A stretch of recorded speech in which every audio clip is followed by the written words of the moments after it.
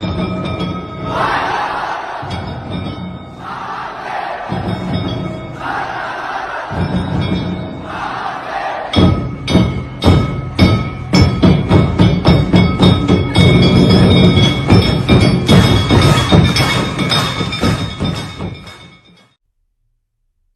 आज हम ऋषिकेश में और हम ऋषिकेश के एक बहुत ही प्रसिद्ध मंदिर में हैं। उसका नाम है भूतनाथ मंदिर और इसके बारे में हमें बताएंगे यहाँ के पंडित जी। आप उन्हीं के मुंह से जानिए कि इस मंदिर का इतिहास क्या है और यहाँ पे श्रद्धालु आके क्या क्या प्राप्त कर सकते हैं और क्या क्या नहीं।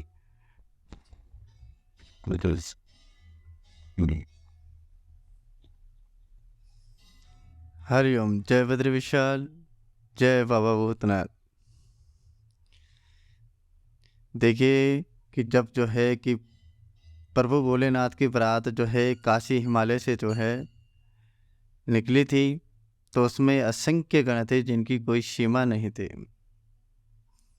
जिसमें कि भूत प्रेत पिशाच यक्ष किन्नर गंधर्व बेताल कूष्मांड कई प्रकार के ऐसे गण थे कि जिनके बारे में जो है कि व्याख्यान नहीं किया जा सकता है। उन सभी के बीच में जो है आपके जो 33 कोटि देवी देवता थे, उनका भी पता नहीं चल रहा था, और ना ही जो आपके ऋषि मुनि थे उनका पता चल रहा था। बाबा भी उसी वेशभूषा में थे, बिल्कुल अघोरी रूप में। जैसे प्रजा वैसा ही राजा भी होता है, क्योंकि भूत प्रेत जो थे अंग भंग थे। किसी का हाथ नहीं, किसी का टांग नहीं, किसी का आँख नहीं, किसी का मुंह नहीं, किसी का कुछ, सब जो है किसी न किसी प्रकार से अंग भंग थे। बाबा भी उसी प्रकार से उन्होंने बाबा को भी सजाया था। वस्त्र की जगह पे राखी राख और फूलों की जगह पे सांपी सांप, पूरे शरीर में लटके हुए, पूरी जटा बिखेर हुई और नंदी में सवार होकर चल रहे हैं। अब ये पता नहीं चल रहा है कि कौन दूल्हा है कौन बाराती है, सब एक ही समान दिख रहे थे। उसके बाद जो है जब बारात आगे बढ़ती गई बढ़ती गई बढ़ती गई, तो जो भी उस बारात को देख रहा था, चाहे वो मनुष्य हो, जीव हो, जंतु हो, पशु हो, पक्षी हो, सब जो है मूर्छित अवस्था में पड़ जा रहे थे या फिर वैकुंठ को जा रहे थे, बाबा धाम को। उसके बाद बारात इस पर्वत पे पहुंची। इस पर्वत का नाम मणिकूट पर्वत है। इस पर्वत की परिक्रमा जो है साल में एक बार होती है, फागुन महीने के शुक्ल पक्ष के एकादशी को। जो भी उस व्रत को जो है, उस परिक्रमा को मौन होकर के जो है धारण करके करता है, और मन में जो भी इच्छा उसकी होती है वो इच्छा उसकी पूर्ण हो जाती है उस पैदल यात्रा में, जो मौन करता है वो परिक्रमा। तो जब इस पर्वत पे जो है बारात पहुंच गई, कुछ क्षणों के लिए विश्राम किया, थकान दूर करी, और सप्तऋषियों को जो है यहाँ से आगे हरिद्वार भेज दिया गया, कनखल प्रजापति दक्ष के दरबार में। जब दरबार में सप्तऋषि पहुँचे, उन्होंने अपना लग्न इत्यादि निकाल करके सुनाया। सुनते ही जितने भी दरबारी वहाँ पे बैठे हुए थे, सब जो है कि अचेत होने बढ़ गए। जिसका मुंह खुला था खुला रह गया, बंद था बंद रह गया, आंखें खुली थी खुली रह गई, बंद थी बंद रह गई। सुनते ही कि इतना बड़ा राजा है और उसके दरबार में ऐसी बारात आ रही है कि जिसका कोई अंग नहीं, किसी का कोई अंग नहीं, सब विचित्र हैं।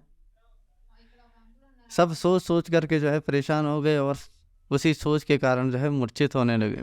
फिर होश में आए, फिर मूर्छित। जब ऐसी अवस्था वहाँ भी होने लग गई, तो जो है कि सप्तऋषियों ने भगवान श्री हरि नारायण का जो है कि आह्वान किया, प्रभु जो पीछे भूतकाल में हो गया, अब वो वर्तमान में होगा, तो फिर भविष्य का क्या हो। भूत माने जहाँ से बारात आई, भूतकाल वो हो गया। जो वहाँ घटित हुई कहानी वो घटित अगर अब यहाँ आगे होगी, तो फिर जिस निमित्त से हम ये कार्य कर रहे हैं उसमें बाधा हो जाएगी। जब वर्तमान ही नहीं रहेगा तो फिर भविष्य का कहाँ से देखेगा। तब भगवान श्री हरि ने जो है कि भगवान भोलेनाथ का यहाँ पे मंगल स्नान किया। अपने हाथों से जो है स्वयंभू का जो है यहाँ पे मंगल स्नान करने के बाद उनका वस्त्र इत्यादि से जो है उनको सुशोभित करके फिर बारात को जो है आगे ले गए, और जितने भूत प्रेत पिशाच जितने भी गण थे उन सबको यहीं पर छोड़ दिया। जब भूत प्रेत यहाँ पे छोड़ दिए, तो वो नहीं माने कि अब हम कैसे रहेंगे? तो जो शरीर से जितना भी पिंड निकला था राख का, वो ढेर हो गया था।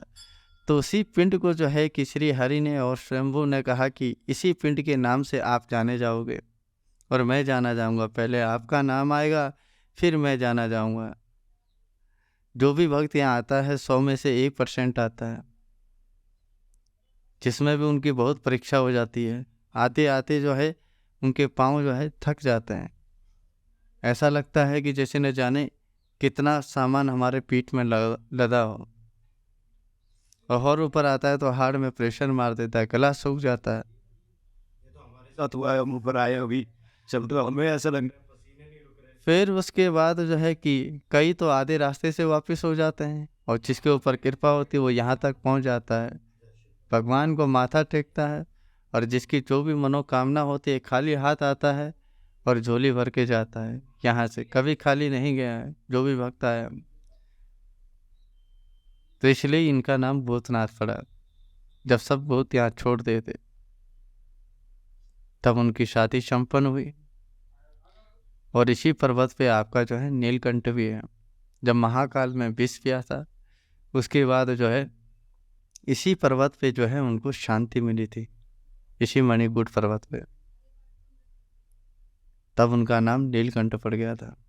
जब हनुमान जी काशी से जो है कि संजीवनी बूटी ले गए थे तो यहाँ पे क्षण भर के लिए विश्राम किया, भगवान भोलेनाथ को जो है ध्यान करके फिर आगे गए। तो यहाँ की ये कहानी है कि जो आता है छप्पर फाड़ के ले जाता है, खाली कोई नहीं जाता है। जय हो भूतनाथ। धन्यवाद।